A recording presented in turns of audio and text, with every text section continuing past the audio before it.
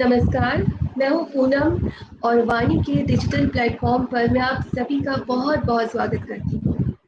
आज का दिन बहुत ख़ास है, वो इसलिए क्योंकि हम सबके प्रिय कथाकार, एक प्यारे रचनाकार और एक विलक्षण रचनाकार मुझे कहना चाहिए का जन्मदिन है। उन्हें आज हम इकट्ठा हुए हैं उन्हें याद करने के लिए और उन पर बहुत सारी बातें करने के लिए। वो बातें जो शायद उनसे जुड़ी उनकी कुछ पर्सनल चीज़ें हों, कुछ पर्सनल बातें हों, कुछ व्यक्तिगत एहसास हो उनसे जुड़े। और हमारे साथ हैं इस बातचीत में शामिल होने के लिए प्रयाग जी और नमस्कार। शंपा शाह जी। नमस्कार।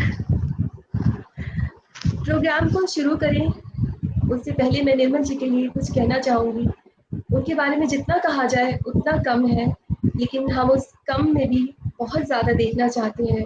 उन्हें बार-बार याद करना चाहते हैं, नई-नई सिरे से उन्हें देखना चाहते हैं, उनकी कृतियों को बार-बार छूना चाहते हैं, पाठक के तौर पर और उनको चाहने वाले के तौर पर। निर्मल वर्मा हिंदी साहित्य का एक ऐसा नाम है, जिन्होंने कथ्य में कला के मानवीय स्वरूप को तिरोहित किया। शायद ही ऐसा हुआ हो कि जीवन के प्रति उनके दृष्टिकोण ने मानव संवेदना के उधड़े और बिखरे हुए तंतुओं की पीड़ाओं को अथाह संयम से एक छोर से दूसरे छोर तक कलमबद्ध ना किया हो। उनके लेखन में ना केवल भाषाई सौंदर्य अपने चरम पर है, बल्कि एक अनंतता जिसे साधारण तौर पर मनुष्य अपने भीतर के द्वीपों पर अक्सर देखता है। एक विशुद्ध आत्मलाप, एक नीरस मगर चमत्कृत, श्रेष्ठ और सम्मानजनक मानवीय आनंद। क्या ये वो वैभव नहीं जिसे हम न केवल जीवन में बल्कि साहित्य में भी तलाशते हैं? निर्मल जी पर बात करने के लिए, उनकी कृतियों पर बात करने के लिए आज हमारे साथ दो विशिष्ट अतिथि हैं। कवि, कला समीक्षक और अनुवादक प्रयाग शुक्ल जी और शिल्पकार, अनुवादक और लोक व आदिवासी ज्ञान परंपराओं की मर्मज्ञ शंपा शाह जी। तो शुरुआत करना चाहूँगी मैं प्रयाग जी से। प्रयाग जी, आज के दिन आप निर्मल जी को किस तरह से याद कर रहे हैं? हमसे साझा कीजिए। धन्यवाद पूनम, और इस सुंदर आयोजन के लिए मैं आपको वाणी प्रकाशन को बधाई देता हूँ। निर्मल को हम लोग 3 अप्रैल को वैसे भी बराबर याद करते रहे हैं कई रूपों में, और कल उनका जन्मदिन है और हम आज से ही उनका जन्मदिन मना रहे हैं। सुंदर बात है। निर्मल के बारे में जब भी मैं सोचता हूँ, आपको सच बताऊं, मैं 60 साल पीछे चला जाता हूँ। आज की तारीख के हिसाब से 60 साल पीछे, जब मेरी उम्र 20-22 वर्ष की थी, क्योंकि तभी निर्मल से मेरी भेंट भी हुई थी। और भेंट से भी पहले 57-58 की बात कर रहा हूँ, जब मैं 17-18 साल का था। तो वो दिन निर्मल के शुरू के दिन थे, और निर्मल के एक तरह से निर्मल का एक संसार बनाने वाले दिन थे। कहानी में निर्मल की जब कहानियां छपती थी, मैं भी उसमें लिखने लगा था, और निर्मल का चित्र छपता था। कल्पना में निर्मल लिखते थे। ये दो दो दो पत्रिकाएं ऐसी थी हमारे समय की, हमारे युवा दिनों की, जिनमें अगर आप लिखते हो और आपको कोई मान की जगह मिलती है, तो आपको पूरा हिंदी संसार जान लेता है। निर्मल की के बारे में उन दिनों हम लोगों को लगता था जैसे कि वो कहीं बहुत दूर है और उनको छू पाना हमारे लिए मुश्किल होगा। ऐसी स्थिति निर्मल की बिल्कुल युवा दिनों में ही बन गई। ये सच्चाई है। तो लेकिन देखिए, कभी कभी क्या होता है, हम हमारे भाग्य से ही कहूँगा, निर्मल स्वयं कलकत्ता आए। तब तक मैं निर्मल को मिला नहीं था, और निर्मल ने एक कार्ड लिखा कि वो आ रहे हैं और मिलना चाहते हैं, क्योंकि तब तक मेरी कहानियां भी छपने लगी थी। निर्मल पुरी जा रहे थे अपनी पहली पत्नी बकुल जी के साथ। बकुल जी बांग्ला भाषी थी, आप जानते हो। तो मुझे हम लोगों को बड़ी खुशी हुई कि अरे, जो हम सोचते थे कि निर्मल से कैसे मिलेंगे, वो हमको इतनी आसानी से मिल रहे हैं। और उसका एक कारण ये भी था कि राम कुमार जी, जो निर्मल के बड़े भाई थे, वो उससे पहले वो कलकत्ता आ चुके थे, और उन्होंने निर्मल को एक चिट्ठी लिखी थी, जो हे राम गगन की जो पुस्तक है, जो संपादित की है, उसमें चिट्ठी है। वो निर्मल से कहते हैं चिट्ठी में कि इस बार कलकत्ता में प्रयाग नारायण शुक्ल से भेंट हुई। पहले मैं नारायण भी अपने नाम के साथ जोड़ता था, तो और पूछते हैं निर्मल से कि शायद तुमने उनकी कहानियां पढ़ी होंगी। निश्चय ही निर्मल ने देखी तो होंगी, पढ़ी भी शायद होंगी ही। तो हमारे वो कलकत्ता की भेंट फिर आजीवन की भेंट बनी, इसकी मुझे बहुत खुशी है। बकुल जी के साथ, निर्मल के साथ, बकुल जी के साथ इसलिए कि बंगला बोलता था उनसे, तो उनको लगा कि कोई एक आदमी मिल गया है और हम उनको अच्छा लगता था। फिर तो आप जानते हो निर्मल से जब मैं भी दिल्ली आ गया और निर्मल से फिर कई रूपों में परिचय हुआ और बहुत मिलना जुलना रहा। पर एक बीच में एक बात और याद करना चाहता हूँ, वो शायद कम लोगों को मालूम। निर्मल से भेंट के बाद शायद 62 की बात है, तो 63 में मैं कल्पना में पहुंचता हूँ। और निर्मल, और ये जानने लायक पक्ष है निर्मल का, बहुत कम लोग जानते हैं। तो निर्मल उन दिनों कहानियां तो लिख ही रहे थे, फिर वो विदेश चले गए थे और वहां से 63-64 की बात आपको बता रहा हूँ। तो कल्पना की फाइलों में वो उनकी वो टिप्पणियां हैं भी। दीवार के दोनों ओर नाम से निर्मल ने बहुत सुंदर स्तंभ लिखना शुरू किया, जो जिसने बहुत लोगों को एजुकेट किया, ऐसा मैं कहूँगा। क्योंकि यूरोप में थे, यूरोप में निर्मल जो भी देखते पढ़ते थे उसके बारे में लिखते थे। कभी फ्रांस का काफका पर, कभी किसी न्यू वेव के फिल्मकार पर, कभी गोदार पर, कभी पिकासो पर, ऐसी कई टिप्पणियां निर्मल ने लिखी। तो वो एक संपादक के नाते जाहिर है मैं उनको पढ़ता था, और एक उस नाते में निर्मल से एक और, निर्मल के प्रति एक और गहरा आकर्षण हुआ कि इस व्यक्ति, इस लेखक के पास कुछ ऐसा है जो हमको बहुत कुछ दे सकता है। और फिर वो उनसे मिला भी, क्योंकि आगे की कथा सिर्फ ये है, हम शंपा को भी सुनेंगे, इसलिए मैं भी संक्षेप में ही कुछ कहूंगा। आगे की कथा ये है कि निर्मल फिर जहां जहां रहे, दिल्ली में, भोपाल में, उनसे मिलना होता ही रहा। और एक मिलने का और जुड़ने का और मिलने जुलने का एक बड़ा कारण ये बना मेरे लिए, ये दोनों ही मेरे ऐसे, जिनको मैं बहुत चाहता था, मान देता था, उनके काम से प्रभावित था, उन दोनों मित्रों का मैं सहयोगी बना। स्वामीनाथन का ज्यादा, क्योंकि स्वामीनाथन और निर्मल की मित्रता लोग जानते हैं, बहुत गहरी मित्रता थी। और मैं तो आज ये सोच रहा था कि अगर इनमें से कोई भी एक होता तो शायद उसके माध्यम से हमको एक बहुत अच्छी पुस्तक मिल सकती, कि वो याद करता और बताता अपने संबंधों के बारे में। अब वो दोनों ही नहीं है, उन दोनों की स्मृति को मैं प्रणाम करता हूँ। दोनों से बहुत कुछ मिला है, दोनों को साथ देखा है, उनकी बहसें सुनी है, झगड़े और उनका प्रेम देखा है। और वो बड़ा सुंदर समय था भोपाल का, जब तो स्वामी भी वहां थे और शंपा को भी उन दिनों के बारे में मालूम है, शायद वो भी कुछ बताएं। तो हम लोग जाते थे 2-4 दिन के लिए, और वो शाम की बैठकें, दोपहर की बैठकें, भारत भवन की अचानक हो जाने वाली मुलाकातें, निर्मल के यहाँ जाने की, प्रोफेसर कॉलोनी में उनके साथ बतियाने की, बहुत सारी स्मृतियां हैं। और एक काम मैं भी कर लेना चाहता हूँ, बस उसके बाद फिर हम चंपा को सुनेंगे, और बाद में जब कुछ हुआ तो मैं भी बोलूंगा। ये है कि निर्मल की याद मुझे जब भी आती है, तो जाहिर है कि मुझे ही नहीं, शायद बहुत लोगों कि एक ऐसा लेखक हिंदी का, और जाहिर है कि हिंदी की भाई आप देखो तो हिंदी के 3-4 लेखक ऐसे हैं, ऐसा मैं मानता हूँ। प्रेमचंद जी तो है ही है, छायावाद है ही। उसके बाद के जो 4-5 लोग हैं, इनको अगर आप हिंदी से थोड़ी देर के लिए मान लो कि वो नहीं है, तो हमारी हिंदी कैसी दिखेगी? जाहिर है कि वो इतनी सुंदर नहीं दिखेगी जैसी दिखती। जिनमें अज्ञे हैं, जिनमें सोफी जी हैं, जिनमें निर्मल हैं, जिनमें ऐसे और भी कई नाम, कुंवर नारायण जी हैं। तो निर्मल और इन लोगों के साथ ये दिखाई पड़ता है, जिससे हम लोगों ने बहुत कुछ सीखा है, सीखने की कोशिश करते हैं, कि साहित्य तुम्हारा माध्यम है। तुम जिस विधा में भी लिख रहे हो, कविता में, कहानी में, उपन्यास में, लेखों में, यात्रा वृत्तांतों में, और याद कर लूं कि निर्मल ने इन सब में लिखा है। कविता को छोड़ दे सकते हैं, पर उनका तो साहित्य ही एक तरह की कविता है।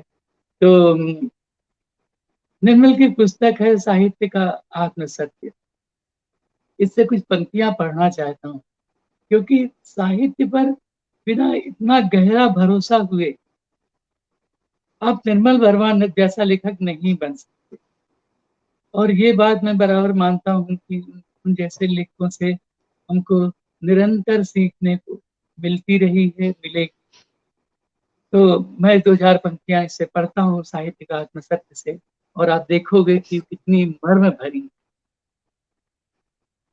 तो मुझे लगता है कि साहित्य जो हमें देता है उसे हम देखते नहीं, या देखकर भी हम देखा कर देते हैं।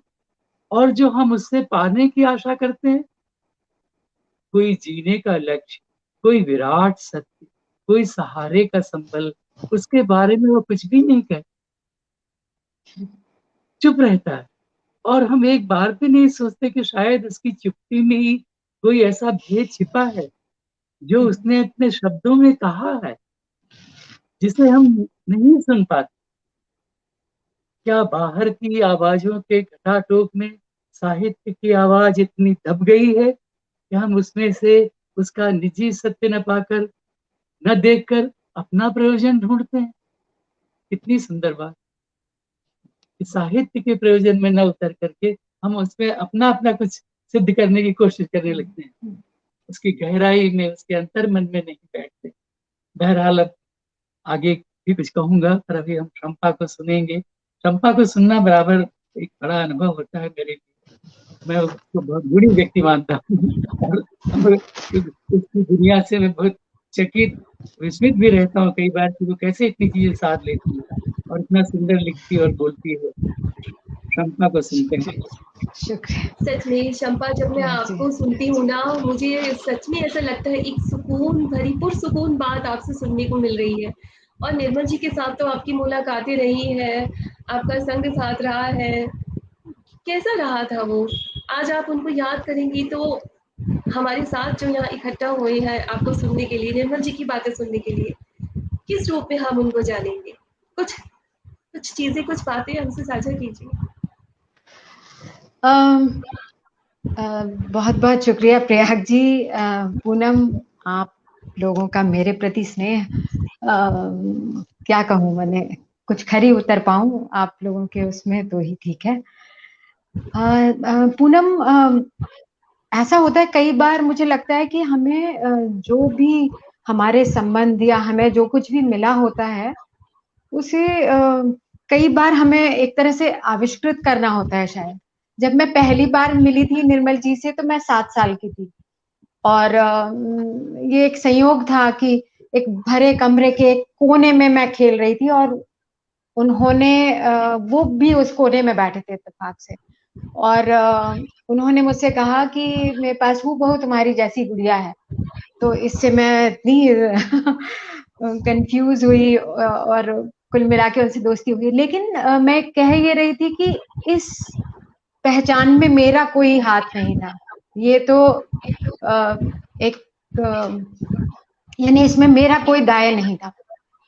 दोबारा मैं समझती हूँ कि जब मैंने साहित्य पढ़ना शुरू किया और संभवतः धूप का टुकड़ा कहानी जब मैंने पहली बार पढ़ी तो एक बहुत अवसाद की घड़ी में बिल्कुल लगभग रोते हुए मैंने, होता है ना कि आपको कुछ सूझता ही नहीं है तो आप एक किताब उठा लेते हैं और आप दरअसल इतने अवसाद में होते हैं कि वो पंक्तियों के भी कोई मायने नहीं बन रहे होते हैं, आप देख ही नहीं पा रहे होते हैं। लेकिन मैंने पाया कि अ, कुछ थोड़ी सी पंक्ति, मतलब शायद पहली एक पंक्ति मैंने पढ़ी ढंग से और वो जो भी कुछ अवसाद था मेरा वो जैसे पीछे, थोड़ा पीछे हट के खड़ा हो गया।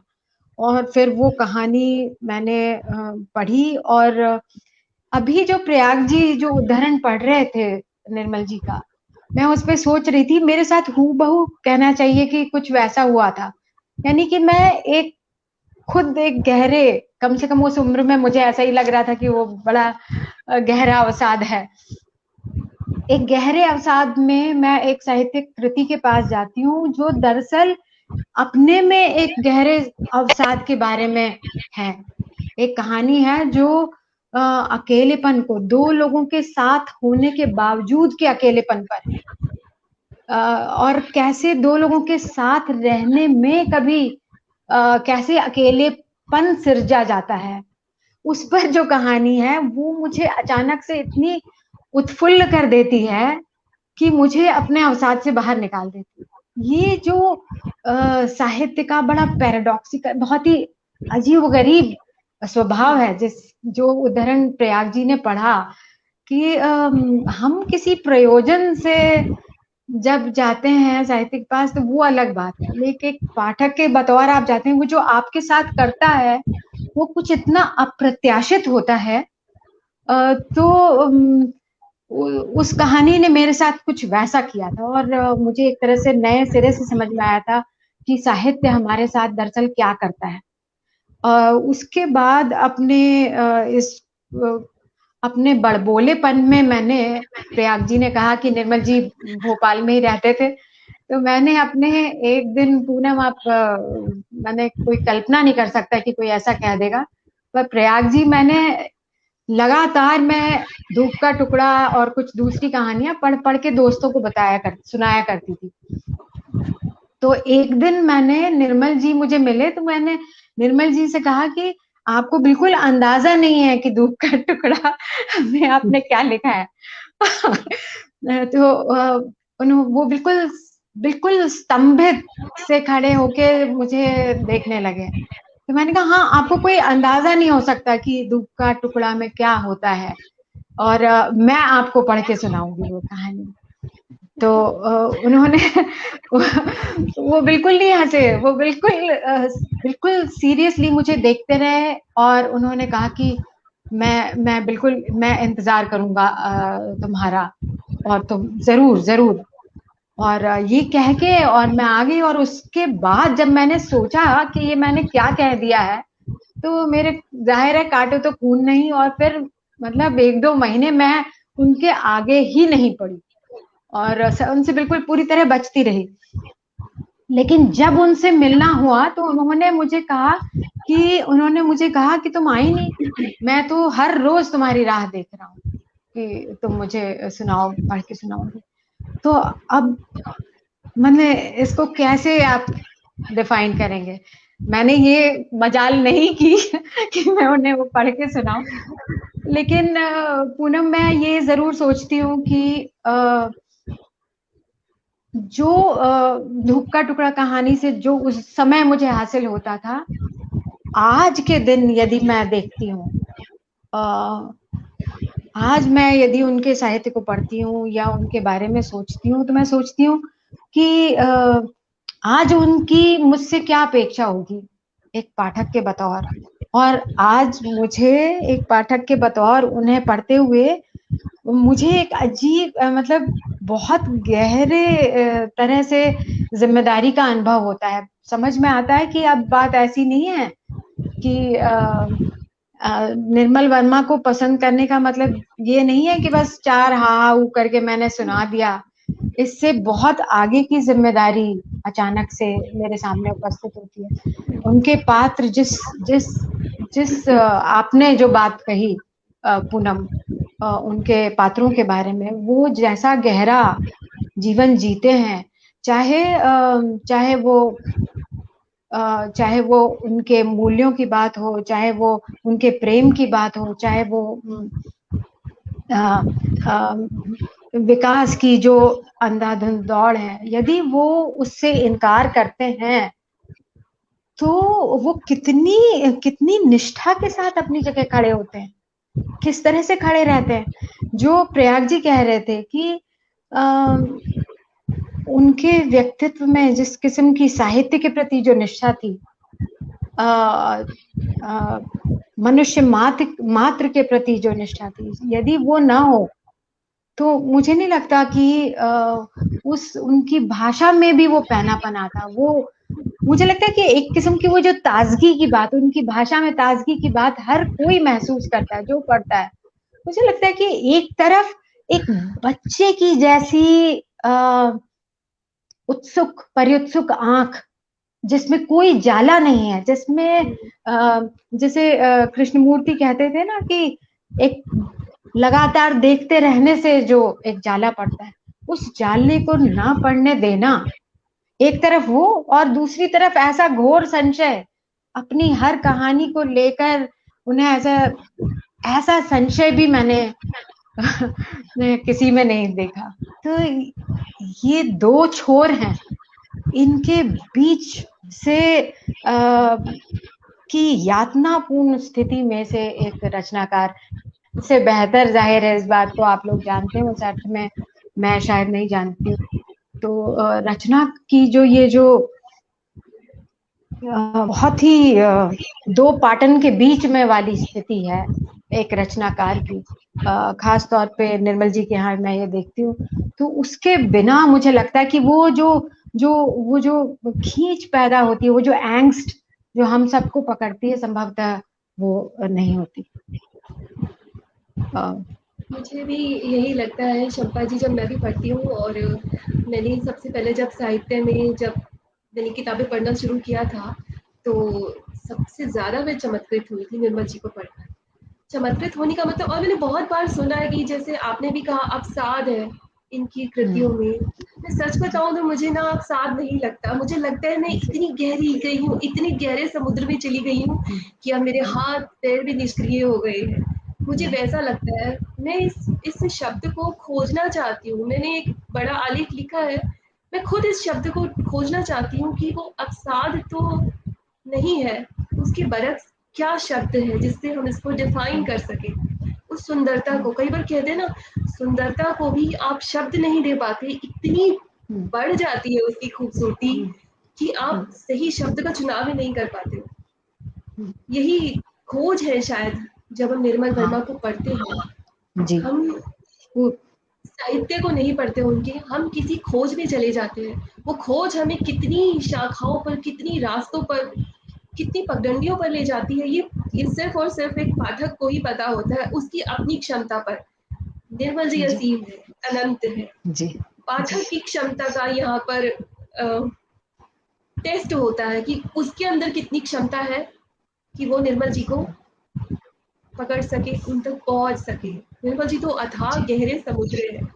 प्रयाग जी अब बहुत शांति से सुन रहे हैं, कोई और इस तरह की बात, कभी कोई मुलाकात में आपसे कुछ इस तरह की चर्चा हुई हो जिसमें उन्होंने साहित्य के प्रति, साहित्य से जुड़े लोगों के प्रति कुछ अपनी बातें साझा की हो आपसे? तो यहाँ बहुत सारे लोग आज जुड़ रहे हैं, आपको सुनना चाहते हैं, शंपा जी को भी सुनना चाहते हैं, और निर्मल, आप दोनों की बातों से निर्मल जी को थोड़ा और गहराई से, थोड़ा और करीब से जानने की कोशिश करेंगे, मैं भी और यहाँ जुड़े सब लोग भी। पूनम, कहने को तो बहुत कुछ है, और लेकिन सबसे बड़ी बात यह है कि कई बार हम कई चीजों के विवरण भूल जाते हैं, पर एक बोध बचा रहता है। निर्मल जी के बारे में मानता हूँ कि निर्मल जी का होना एक व्यक्ति के नाते, जैसे शंपा कह रही थी, और लेखक के नाते एक बहुत बड़ा बोध है। अभी आप कह रहे थे ना कि कैसे कोई शब्द चुने कि वो अवसाद है या क्या है, गहरे में डूबना है, उस सौंदर्य है तो सौंदर्य क्या है, तो उसको डिफाइन करना वाकई मुश्किल है। पर ये जरूर लगता है कि निर्मल ने कोई ऐसा रसायन तैयार किया, वो कैसे तैयार होता है शायद इसका भान लेखक को भी नहीं होता। अब उसमें अटकलें हम लगा सकते हैं। आपने कहा ना कि मैं कुछ यादें साझा करूं या कुछ उनके बारे में और जो सोचता हूँ बताऊं, तो एक चीज तो बराबर लगती है, और कोई नई बात मैं नहीं कह रहा, पर वो कई बार उसमें सोचा है कि जो दो मित्र थे, और राम कुमार जी जो उनके बड़े भाई, ये इनका संबंध शिमला से बहुत गहरा था, मतलब पहाड़ों से बहुत गहरा संबंध है। और पहाड़ों में आप जानते हो कि अक्सर एक शाम को, खासतौर पर अगर आप किसी बहुत एकांत जगह में हो, तो एक अलग तरह का वातावरण बन जाता है, जिसको अमित दत्ता ने राम कुमार पर जो फिल्म बनाई है उसमें काफी हद तक पकड़ा है कि वो उतराई चढ़ाई है, और फिर सूनापन है, शांति है, कई ऐसी चीजें हैं, दरवाजे हैं, खिड़कियां हैं वहाँ की। तो पहाड़ों के घर भी बहुत अलग है। और शंपा को तो इसका अनुभव इस नाते भी होगा कि खुद रमेश चंद्र शाह जी जिनकी पुत्री हैं, तो वो अल्मोड़ा के घरों को आप याद करो, तो मुझे कभी कभी ये भी लगता है। और दूसरा ये लगता है कि ये सब शायद वहां से उसका कोई अंश आया है।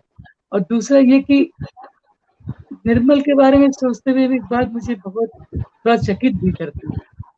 देखिए, वो मार्केस की तरह नहीं लिख रहे, वो सरलिस की तरह नहीं लिख रहे, वो किसी मैजिक रियलिज्म की बात नहीं कर रहे, पर वो क्या चीज है जिसको निर्मल ने, उनकी शैली ने और उनकी भाषा ने और उनके जैसा उन्होंने जीवन को देखा, तो हमारी रोजमर्रा जिंदगी को निर्मल ने बदल दिया बिना किसी अतिरिक्त विधि का इस्तेमाल किए, कि हमको अपने ही घर की चीजें उनको पढ़ते हुए कुछ और लगने लगती, वो वातावरण ही भी बदल जाता है। निर्मल का सच पूछिए तो असली एक बड़ा कंट्रीब्यूशन ये। दूसरा ये कि निर्मल जी के साथ तो बहुत सारी यादें हैं। एक याद मैं कभी नहीं भूला, बड़ा कैसे वो संयोग बना था मैं नहीं जानता, कैसी तरंगे होती हैं सृष्टि में। जब मेरी निर्मल से मुलाकात हुई, उसके थोड़े दिनों पहले कलकत्ता में ही मेरी रेणु से मुलाकात हुई। रेणु जी आए थे और एक कहानी गोष्ठी में, तो मैं 19 साल का था, तो कुछ बंगला बोलने के कारण, कुछ इस कारण के रेणु जी को लगा कि ये कलकत्ते के हैं, उनको अच्छा लगा कि वो मुझे साथ रखें। तो उन्होंने एक दिन मुझसे कहा कि नहीं, निर्मल ने कहा कि मैं वहाँ चलते हैं भारतीय ज्ञानपीठ के दफ्तर में, जो तब वहाँ साहू जैन का जो परिवार है, बड़ा घर था, वही था वो दफ्तर, जहाँ मैं कभी कभी जाया करता था, ज्ञानोदय वहीं से निकलता था। तो वो एक पत्रिका भी निकलती थी, बहुत पुरानी बातें याद आती हैं भारतीय ज्ञानपीठ की उस जमाने में। तो वहां मैं क्या पाता हूँ कि वहां रेणु बैठे हुए, और निर्मल और रेणु दोनों शायद पहली बार वहां एक दूसरे को मिल रहे थे। और जो उस समय का जो प्रसंग मुझे याद है, वो छवि कभी कभी याद आती है, दो लोगों को एक साथ देखने, और थोड़ी सी इनके बीच में बात होती है, और रेणु जो कहते हैं मुझे कभी नहीं भूला, निर्मल से पूछते हैं कि निर्मल, बियर वियर ठीक मिल रही है ना यहाँ? तो बियर का जो प्रसंग है निर्मल जी के जीवन से और हम लोग के जीवन से भी जुड़ा हुआ, बियर पीने का और निर्मल की कहानी में बहुत आता है वो। तो वो एक घटना बराबर मुझे याद आती है कि इन दो लोगों को आज देखा अपने युवा दिनों में, और ये संवाद उनके बीच हुआ। तो कुछ और बातें भी हुई होंगी। अब इससे ये भी याद आती है कि जो निर्मल की दुनिया की एक बड़ी दूसरी बड़ी खूबी मैं मानता हूँ, हिंदी के लेखकों में दो ही लोग हैं जिन्होंने अपने समान धर्म, अपने समकालीनों, यहाँ तक कह लीजिए कि कुछ कुछ मामलों में शायद गुस्सा अपने विरोधियों पर भी कितनी सुंदर चीजें लिखी। वेणु ने जो गे पर लिखा, अरे निर्मल ने जो वेणु पर लिखा और गे पर लिखा है, और भी कई लोगों को अपने संस्मरणों में, लेखों में याद किया है, वो बहुत अभूतपूर्व। रेणु पर वैसे बहुत कम लोगों ने लिखा है, बुद्धिबोध पर लिखा है। तो ये निर्मल का ये बड़ा संसार ही मुझे ध्यान में आता है। और मैं आपको सच बताऊं, कई बार तो जैसे उनकी कहानियां तो वो कहीं मन में बस गई। और ये भी एक बात निर्मल के साथ याद आती है, उनका प्रवासी होना। निर्मल एक प्रवासी, वो प्रवासी खाली विदेश प्रवास वाले अर्थ में नहीं कह रहे, जो अपने को प्रवासी जैसा महसूस करता है, और उस महसूस करने के कारण है कि जिस दुनिया में वो रह रहा है, जैसा हम लोग भी कई बार लगता है कि अपने समाज की कई बहुत चित्र विचित्र बातें देख करके, और हमारा रिस्पॉन्स ये होता है कि भैया क्या हम कोई एलियन है कि हमको इनकी बातें समझ में नहीं आ रही इस समाज की? ये कौन सा समाज है? ये कौन सी चीज है जो वहाँ किसी बड़ी संवेदना को रोके हुए और वहाँ एक दूसरा वातावरण बनाए हुए? निर्मल सच पूछिए तो वहां उतरते, वो एक हिसाब से अपने यहाँ भी इस मामले में प्रवासी है। आप पाओगे कि निर्मल के यहाँ वो सब नहीं है जो आमतौर पर विमर्श के नाम पर, कभी स्त्री विमर्श के नाम पर, कभी किसी और विमर्श के नाम पर दिखाई पड़ता है। निर्मल के यहाँ एक कोई ऐसी दुनिया है, ऐसे पात्रों की दुनिया है, उनका अकेलापन, उनकी उदासी, उनकी खुशी, उनका प्रकृति से लगाव, उनका जीवन से लगाव, वो किसी और रूप में प्रकट। निर्मल को मैं वहां पाता हूँ, और ये अब और ज्यादा पाता हूँ कि ये ऐसा एक प्रति संसार भी नहीं कहूँगा। प्रति संसार तो एक अलग चीज हुई कि आपने एक दूसरे संसार की कल्पना कर ली। मेरे ही संसार, मेरे ही देखे हुए पात्रों को, उनमें से कुछ को निर्मल कैसे बदल देता। एक बच्ची है और एक व्यक्ति है जो पार्क में वो प्रदेश में भी की घटना है, वो कहानी वो देश में भी हो सकती है। वो मिलते हैं, माँ वो बच्ची को छोड़कर चली जाती है, और ये तो लेखक है, ये वैसे बेंच में आकर बैठता है और उस लड़की से उसका एक संबंध बन जाता है, उस बच्ची से। कहीं भी घटित हो सकता है। तो निर्मल का ये जो संबंधों के प्रति और जीवन के प्रति ये जो देखने का ढंग है, ये बहुत अलग है, बहुत मोहक है, बहुत जादू भरा है। और वो सच पूछिए तो वही बहुत सुंदर है। निर्मल ने हमारी हिंदी के बीच से एक और हिंदी रची, जैसे पंत जी ने रची, जैसे निर्मल ने रची, जैसे महादेवी जी ने रची। ये बात भी मुझे बहुत बहुत ज्यादा आकर्षित करती है कि वो हिंदी जिसको हम बरतते हैं, उसके बीच ये हिंदी है हमारी ही भाषा के एक लेखक की बनाई थी, और वो कितनी सुंदर है, जो ये प्रेरणा देती है उन सबको, कवियों लेखकों को, कि आप इस भाषा को भी देखो, निर्मल भाषा को भी देखने की बात करते हैं, ऐसा मुझे लगता है। पर नहीं तो ये भाषा, ऐसी भाषा वो नहीं रह सकते थे। और आज जब देखिए चारों तरफ दुनिया में युद्ध है, हमारे यहाँ तरह तरह की कला है, तरह तरह की चीजें हैं, राजनीति बदल रही है, राजनीति के रूप बदल रहे हैं, भाषा का कैसा हिंसक इस्तेमाल हो रहा है, उसके बीच जब मैं निर्मल को देखता हूँ तो लगता है यही तो है जो काम में है, यही तो है जो हमारा समाज, हमारी भाषा मिस कर रही है। और मैं अपने को उन भाग्यशाली लोगों में मानता हूँ, अन्य बहुत से सुधी पाठकों की तरह, जो निर्मल की इस दुनिया को देखते हैं, उससे उससे सहारा उनको मिलता है कि नहीं, इस सारी हिंसा, क्रूरता, अन्याय के बीच में संबंधों को देखने की एक दृष्टि ये भी है, जो बात चंपा कह रही है कि मनुष्य के सामने होने के बोध को, उससे संबंध को। अब एक घटना आपको सुनाकर फिर मैं विराम लूंगा। वो सच्ची घटना है, उस समय मैं नहीं था, लेकिन ये बहुत लोगों ने रिकॉर्ड की है, सुनी सुनाई है। तो निर्मल के एक बहुत गहरे मित्र, आप जानते हो, आप कई लोग जानते होंगे, रामचंद्र गांधी थे। तो रामचंद्र गांधी और उनकी मैत्री तो एक आदर्श मैत्री की तरह हम लोग वर्षों देखते रहे। अब दोनों के साथ बैठे देखना अच्छा लगता।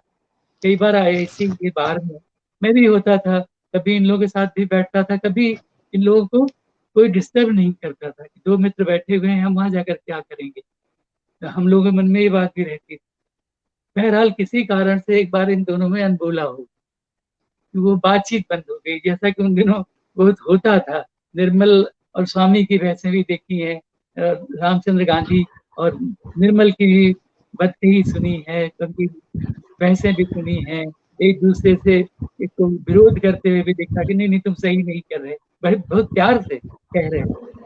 तो एक दिन जब अनबोला हो गया है तो बहुत दिनों तक ये दोनों अलग अलग मेज में बैठते हैं। पर एक दिन निर्मल एक अद्भुत काम करते हैं, वो उठकर जाते हैं रामचंद्र गांधी की मेज पर और कहते हैं कि रामू, कहते तुमको, Ramu I have not come to meet you but to be with you, और ये कहकर बैठ जाते हैं। तुम्हारे साथ कुछ बतियाने नहीं आया, तुम्हारे साथ होने आया, अभी तुम्हारे साथ जो होना है। कितनी गजब की बात। तो बहुत अच्छा लग रहा है कि आज वो चीजें याद आई और मैं उनका साझा कर सका। अब हम फिर से शंपा को और पूनम को सुनते हैं। हाँ, जैसे प्रयाग जी ने कहा कि उनकी बातों के भी उतने ही गहरे मतलब होते होंगे, होते हैं, जैसे हमने सुना। जो वो कह रहे हैं एक तरफ से वो सुना जाता है, एक उस बात का अर्थ क्या होता है उसे सिर्फ महसूस ही किया जा सकता है। महसूस की गई चीज़ों के लिए शब्द वाक़ई खोजने बहुत मुश्किल होते हैं। यहाँ शंपा जी, मैं आपसे मुझे उनकी एक कहानी याद आती है, मैंने उसका पाठ भी किया था, जिसमें एक बूढ़ा होता है जो अपनी लास्ट की एज में होता है, नाम मैं भूल गई हूँ। चलिए खैर, इस बात को मैं बाद में याद आएगी तो मैं आपसे बताऊंगी। आपको उनकी सबसे खूबसूरत कहानी कौन सी लगती है, और निर्मल वर्मा को आज के परिप्रेक्ष्य में पढ़ना कितना जरूरी लगता है? आज एक समय मेरे लिए ये आसान था कि मैं किसी कहानी का नाम ले लेती। आज मेरे लिए थोड़ा मुश्किल।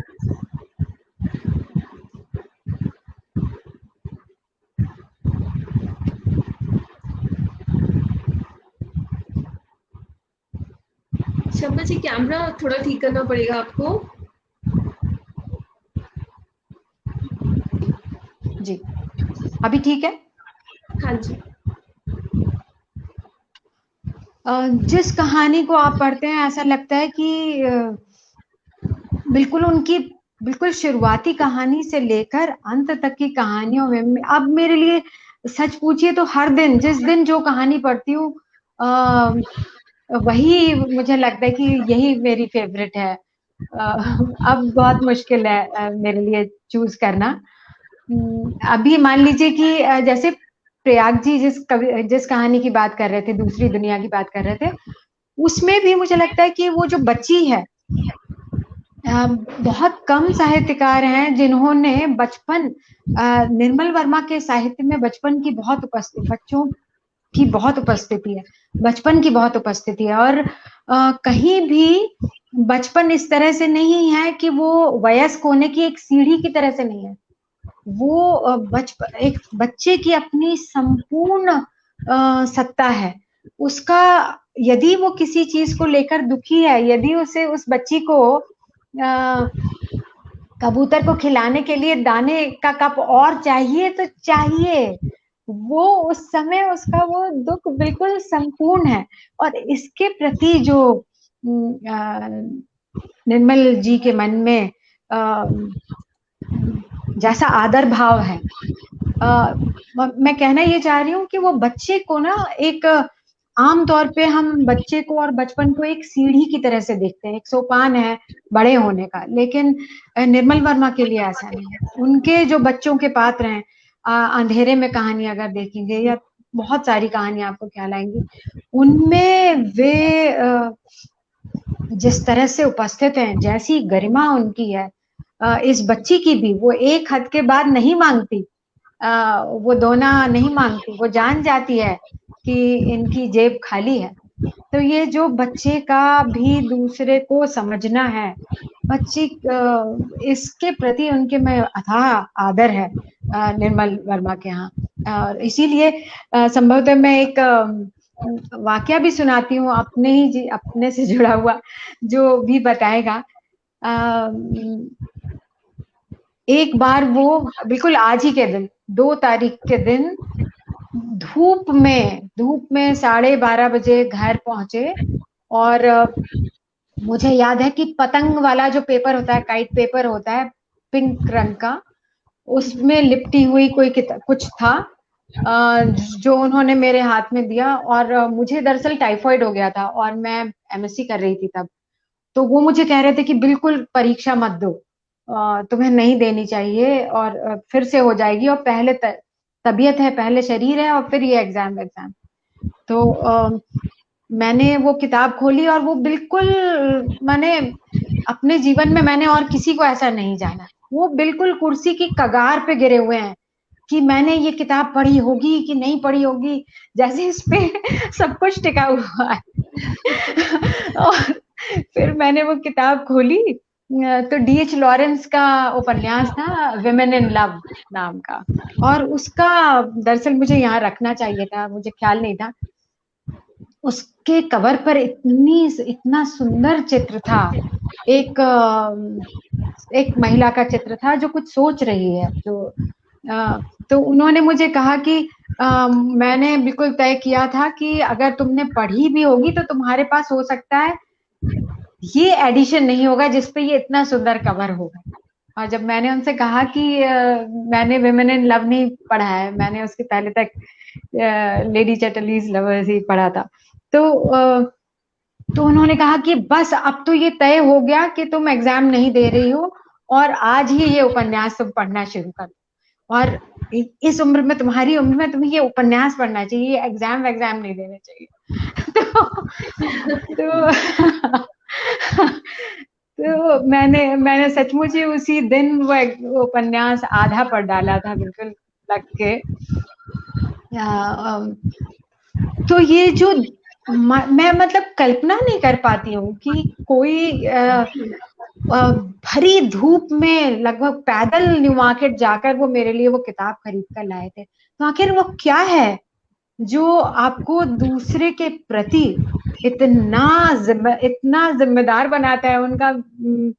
उनका ये सोचना कि मुझे इस समय पे क्या उपन्यास पढ़ना चाहिए, उम्र के इस दौर में मुझे कौन सा उपन्यास पढ़ना चाहिए, उसका कवर कैसा होना चाहिए, इतनी चिंता दूसरे के प्रति, दूसरे के मतलब मैं और राजुला, मेरी बहन, हम लोग हमेशा चकित होते थे। वो हमें जब भी हम जाते थे तो वो हमारे जीवन के बारे में सब जानना चाहते थे कि हम क्या कर रहे हैं, कौन सी यात्राएं हमने की, हमने क्या पढ़ा, हमने कौन सी फिल्में देखी, और उन सब से हमारा जीवन किस तरह से बदल रहा है। इसकी उनमें बहुत गहरी रुचि रहती थी। बल्कि एक तरह से मैं कई बार सोचती हूँ प्रयाग जी की शायद आपकी ये पूरी पीढ़ी जिस अर्थ में नई पीढ़ी के प्रति जितनी जागरूक है, लगातार ये जानना चाहती है कि हम क्या कर रहे हैं, हम क्या देख रहे हैं, हम क्या सोच रहे हैं। संभवतः इस तरह की। जी, आप कुछ कह रही थी? नहीं, तो हम आपको सुन रहे हैं जी। जी,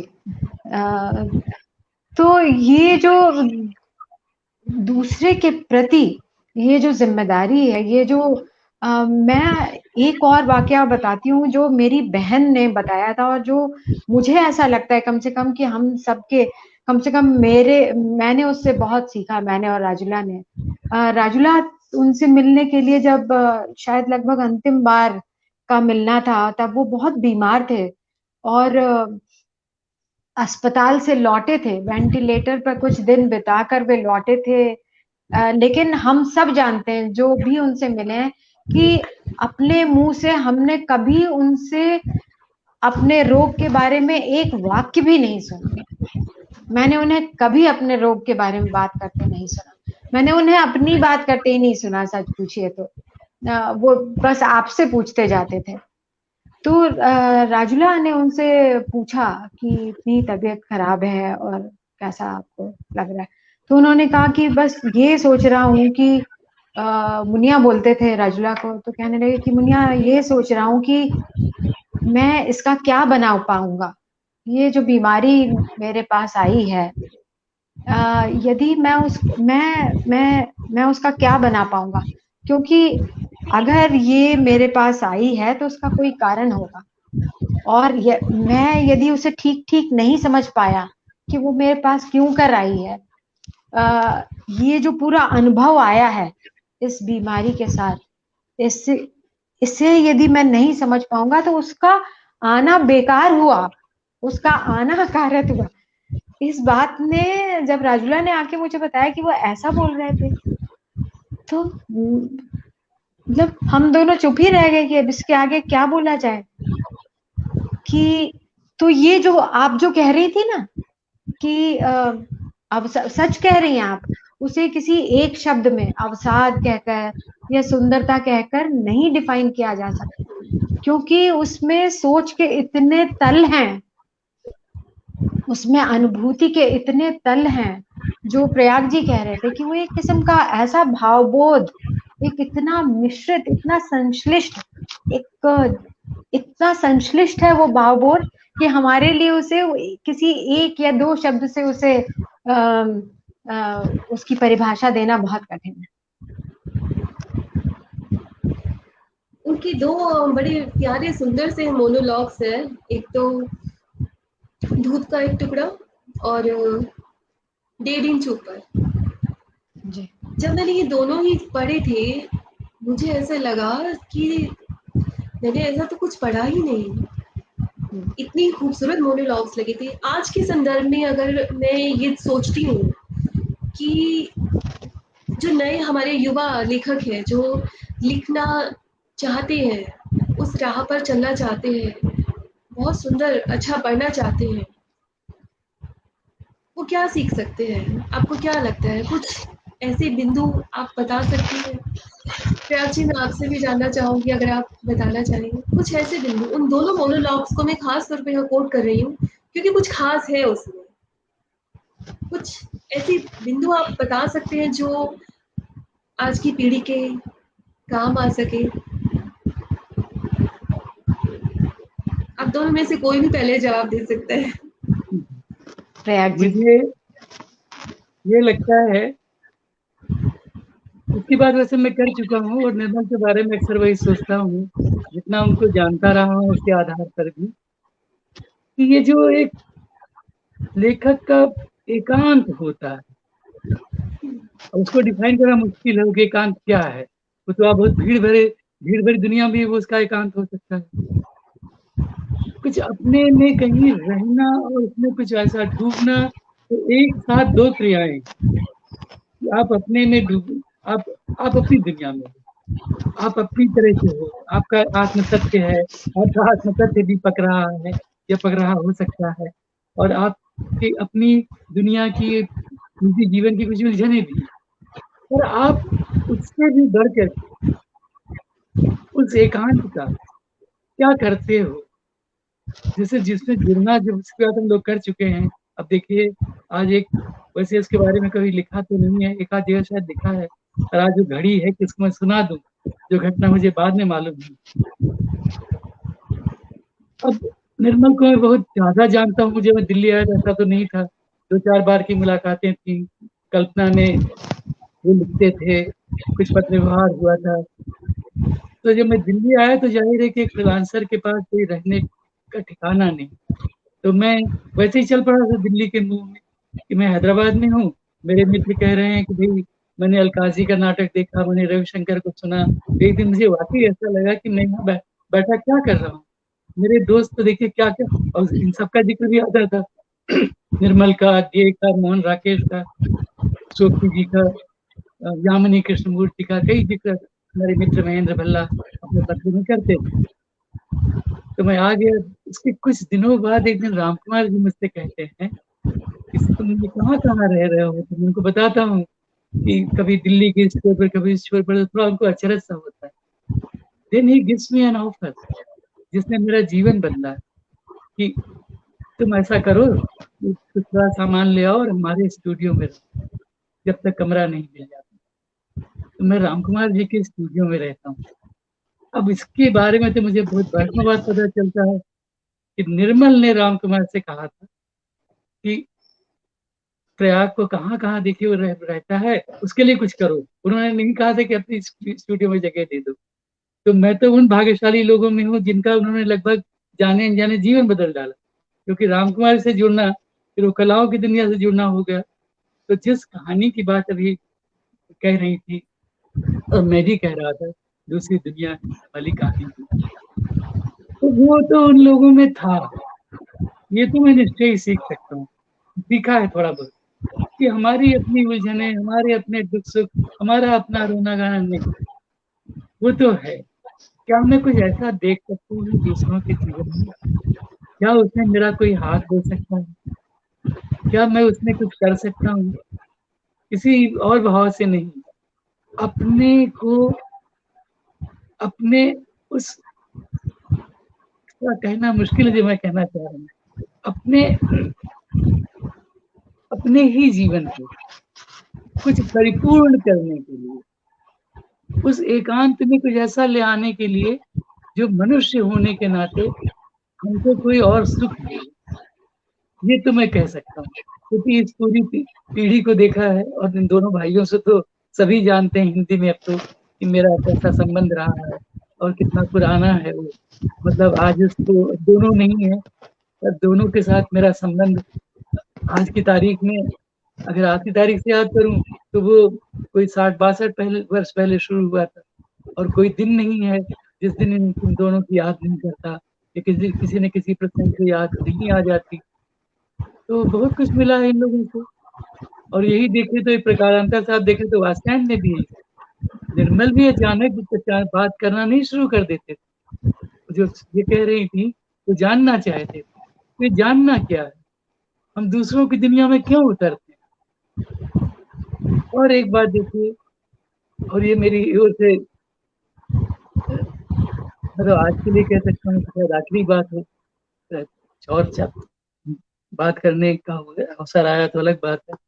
आखिरी बात ये कि ये जो देखना है, अपने एकांत को, अपने जीवन को भरना है, कि निर्मल जैसे लेखकों ने इतना ज्यादा किया। व्यक्तियों से मिलकर, उनके बारे में सोचकर, कलाओं की, इसको मैं नहीं भूल सकता। सच पूछिए तो हिंदी में जो कलाओं की दुनिया से लेखकों का रिश्ता अब कुछ और ज्यादा बना है, उसके पीछे ये लोग निर्मल को, अच्छा, और कभी इस बात को नहीं कहना कि देखो मैं कितने कष्ट देकर बाहर, उसको कष्ट मानते नहीं थे। यही सुंदर बात है हमारे यहाँ। आत्मसंग ये जीवन संघर्ष की बहुत बात होती है जो इन लोगों ने बेकार सिद्ध की है। ये क्या बातें हैं? संघर्ष तो हर आदमी जीने के लिए करता है। उसका रचना संघर्ष क्या है, उसका आत्म संघर्ष क्या है? कभी निर्मल को आपने ये कहते सुनते या आपको भान कराते नहीं देखा होगा कि अरे हमारा इतना बड़ा लेखक बस के पायदान पर लटका हुआ जा रहा है, या पैदल चला जा रहा है वो मिले, है ना? कभी नहीं। और न कभी जिसको कह सकते हैं कि आपको उसको किसी तरह के दैन्य को न माने, कभी नहीं लगा हम लोग, कभी नहीं लगा। ये लोग बराबर, बल्कि उन स्थितियों में जब शायद सचमुच उनको कुछ कठिनाइयां रही थी, दैन्य का कोई ढाव दिखा ही नहीं। और ये कहाँ से उन्होंने भरा होगा, ऐसा मैं अनुमान लगाता हूँ। और मैं भी कहाँ से भरता हूँ, इन्हीं लोगों से सीख करके। किताबें हैं, चित्रकला है, मूर्ति कला है, पुरातत्व है, वास्तुशिल्प है, संगीत है, नृत्य है, फोटोग्राफी है। तो मनुष्य ने ये जो कलाएं आजाद की, वो भी तो अभिव्यक्ति की है। निर्मल ने वो हिंदी के हमारे उन लेखकों में थे, वात्स्यायन जी की तरह, जिन्होंने इन सब विधाओं से अपना गहरा संबंध बनाया, इन पर लिखने बोल सकने वाला। तो उस बड़ी दुनिया की आप कल्पना करो। तो ये तो इनसे निश्चय सीखने लायक बात मैं मानता हूँ। और अभी भी मैं खुद भी कई काम करता हूँ, ऐसा नहीं कहूँगा, जो सहज ही लगता है कि हाँ मुझे करना चाहिए, जो सहज हो जाते हैं, उनको करने के बाद लगता है कि हाँ इन्हीं लोगों से तो मिला है। कल मेरी बेटी आई थी बड़ी वाली, और हमारे मित्र दिनेश ठाकुर की पत्नी प्रीता माथुर, तो कुछ बात होने लगी तो मैंने उनसे कहा कि मैं कभी कभी सोचने लगता हूँ कि ये जो मैं कुछ कह रहा हूँ, कर रहा हूँ, ये जो मेरे जीवन का थोड़ा भरा पूरापन है, ये कभी लगता है। हाँ, उसका प्रसंग ये था कि मेज पर प्रीता ने लैंप देखकर पूछा कि लैंप कहाँ से लाए थे आप? तो मैंने कहा ये सोबती जी की भेंट है, वो उन्होंने मेरे लिए एकदम भिजवाया था। तो ये जो अपने आत्मीय, अपने बिरादरी के लोगों के साथ का संबंध, तो मेरे भीतर पता नहीं क्या क्या, कौन कौन लोग हैं, क्या क्या बनाया है ये। मैं शायद नहीं जान पाऊंगा कि मैं कोई बात कह रहा हूँ वो इन्हीं लोगों के बड़प्पन के कारण, इन्हीं लोग कि वो स्वामी की है, कि वो निर्मल की है, कि वो सोफी जी की है, कि वो कुंवर जी की है, या वो गे की है, मैं नहीं बता पाऊंगा। पर उसमें ये जरूर कह सकता हूँ आपके, और आज कह करके थोड़ा अच्छा भी लग रहा है, एक तरह का गर्व भी महसूस हो रहा है कि इन लोगों के साथ मिला, ऐसा आदमी साथ मिला, और मैं इतनी चीजें जो मैं कह बोल पाता हूँ आज, इनके कारण समझा। तो निर्मल जी की स्मृति को मैं फिर प्रणाम करता हूँ। शंपा जी, आप बताएं इन दो मोनोलॉग्स के बारे में, जैसे मैंने बोला, क्या हम सीख सकते हैं? जी, मुझे बहुत खास लगते हैं, इसलिए मैं इनको यहाँ पर खासतौर पे नाम ले रही हूँ उनका। अब ये देखिए कि 1.5 इंच ऊपर की अगर हम याद करें तो उसमें जो बात निकल के आती है कि जिसके साथ हमने पूरी जिंदगी जी है, एक अचानक से आप एक ऐसे तथ्य के सामने हैं कि आप जिसे पूरी तरह से जानने का दावा कर रहे थे, उसके बारे में दरअसल आप कुछ भी नहीं जान रहे थे। और उसपे से ये बात कि उसने इसीलिए नहीं बताया क्योंकि वो जानती थी कि आप जानने से कमजोर पड़ जाएंगे। और बता गुजरे, इस कारण से उसने नहीं बताया। अब ये जो बात है, मुझे लगता है कि मैं यदि अपने लिए सोचती हूँ तो मुझे लगता है कि ये जो इस पर एक अनक्लटर्ड माइंड जिसे कहते हैं ना, अगर प्रयाग जी ने जो शब्द इस्तेमाल किया उसका इस्तेमाल करूं तो अपने एकांत के साथ डटे रहना, एक अपने एकांत में ही उसका शोधन, उसी में स्थापित हो जाना और उसी का शोध करना। यदि वो उस मान लीजिए इस मनस्थिति के साथ हैं कहानी लिखते हुए, तो संभवतः मुझे लगता है कि वो ऐसा कुछ नहीं करेंगे कि जो इसके तारों को तोड़ दे। यानी कि ऐसा मैं सोचती हूँ कि एक अनक्लटर्ड माइंड ही इस तरह से सोच सकता है या ऐसी कहानी लिख सकता है। ये जो दुचित्तापन है, जो बहुत जगह भागता हुआ मन है कि लाइए थोड़ा सा मतलब थोड़ा इंटरनेट पे देख लूं कि क्या है, या आज का समाचार क्या कहता है, या अमुक चीज पर किसी की क्या प्रतिक्रिया, ये जो भागता हुआ दिमाग है ना, ये संभवतः बहुत गहरे उतरना उसके लिए दिक्कत। मैं जब ये दोनों कहानियां पढ़ती हूँ तो जो आप कह रही हैं, उनकी जो गहराई हमें जो बांधती है, और एक एक वाक्य इतना नपा तुला, बिल्कुल सोने के तराजू पर तोला हुआ सा। बिल्कुल।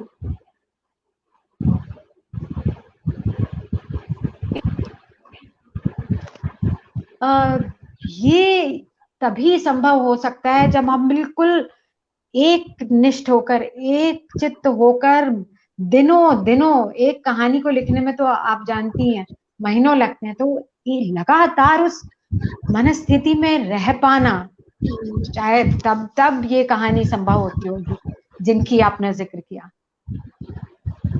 बाकी तो कहानियां तो बहुत सारी हैं जिनका जिक्र हम करें तो बहुत लंबी बात चलेगी। जैसे निर्मल जी हैं खुद कह रहे असीम अनंत, वैसे ही उनकी कृतियों पर बात करें तो बहुत आगे तक, दूर तक, बहुत गहरे तक हम चले जाएंगे।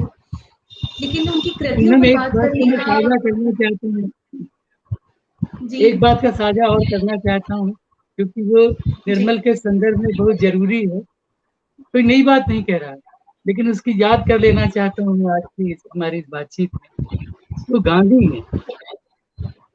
निर्मल का गांधी के प्रति जो आकर्षण बनता है बात के वक्तों में, और जो इतना लिखते हैं वो कहीं न कहीं, वो जिसकी बात मैं कर रहा था, जिसके लिए बहुत सुंदर शब्द का इस्तेमाल किया चंपा ने, तभी मुझे बोलने की इच्छा हुआ ही। इतनी सुंदर बात उसने कही है, मैं दरअसल यही कहना चाह रहा था, उसमें मुझे शब्द नहीं मिल रहा था कि उस एकांत के शोधन में जितना आप अपने को जानते हो, जितना आपका मन है, वो मन क्या है, आपको सचमुच क्या आदर्श की तरह नहीं, वो क्या चीज है जो आपको कुछ परिपूर्णता की ओर ले जाती है। तो निर्मल का जो गांधी के प्रति आकर्षण बढ़ता चला गया, जिस पर फिर लिखते बोलते रहे, और जब जब बोलते रहे तो गांधी उसमें आ ही जाते थे। ये निर्मल के उन दिनों तक भी जा सकता है जब वो कभी कम्युनिस्ट थे, कि आपके मन का जो एक, आपका जो बचपन है, आपका जो मन जहाँ से बनता है किशोरावस्था से, तो वो होता क्या है दर्द, जिसका एक शोधन किसी अन्य समय में जाकर आपको कहीं दिखने लगता है। अरे भाई मैं तो ये था, या मैं ये हूँ, अब मुझे इससे जुड़ना है। तो गांधी से उनका जुड़ना मुझे इसी तरह की बात है। और उनकी कहानियों में जितने भी पात्र हैं, एक तो जैसे आपने बोला प्रयाग जी की, और आपने भी शंपा जी बोला कि वो एक, अगर उन कम उम्र का कोई पात्र है, कोई लड़का या लड़की, वो उसकी मनोस्थिति के अंदर जाते हैं। और ऐसे नहीं कि उसने, वो इस तरह से सोच रहा है, वो इस तरह से कुछ काम कर रहा है, या किस दिशा में वो जा रहा है, वो इस तरह से सोचते, बिल्कुल एक सूक्ष्म सूक्ष्म तंतु को पकड़कर। ये बहुत सुंदर बात है। और ऐसे बहुत सारे पात्र हैं, और मुझे कई बार ऐसे भी लगता है कि उनके कुछ पात्र साधारण से दिखते हैं लेकिन होते बहुत मिस्टीरियस है। जैसे पहाड़ दिखने में बहुत साधारण होते हैं लेकिन बहुत मिस्टीरियस होते हैं। उनकी तहों में क्या है, उनकी दीवारों पे क्या है, उनपे कौन सी चित्रकारी है, उनके पीछे का इतिहास क्या है, तो निर्मल वर्मा का लेखन मुझे इसी तरह का लगता है, विराट, सघन और अपने में बहुत कुछ समाये हुए, जितना खोजे उतना कम। और आज उनका जन्मदिन है, मुझे बहुत खुशी है कि आप लोग हमसे जुड़े और बहुत सारे लोग यहाँ पर भी जो सुन रहे हैं। मुझे अच्छा लग रहा है कि एक स्मृति में अपने प्रिय लेखक को लाना, इस तरह से उसकी कृतियों के द्वारा लाना बहुत सुंदर बात है। ज़्यादा कहूँगी तो फिर मैं भी भावुक हो जाऊँगी, क्योंकि निर्मल वर्मा के लिए मैं भी बहुत भावुक होती हूँ। उनके साथ आज वो होते तो शायद हम कुछ और बात कर रहे होते, कुछ और चीज़ों पर चर्चा कर रहे होते, उन्हें बधाई दे रहे होते, उनके साथ उनका जन्मदिन मना रहे होते। आज इस मंच से मैं गगन जी को भी बधाई देना चाहूँगी, उन्हें भी याद करना चाहूँगी कि निर्मल जी हमेशा हमारे साथ हैं।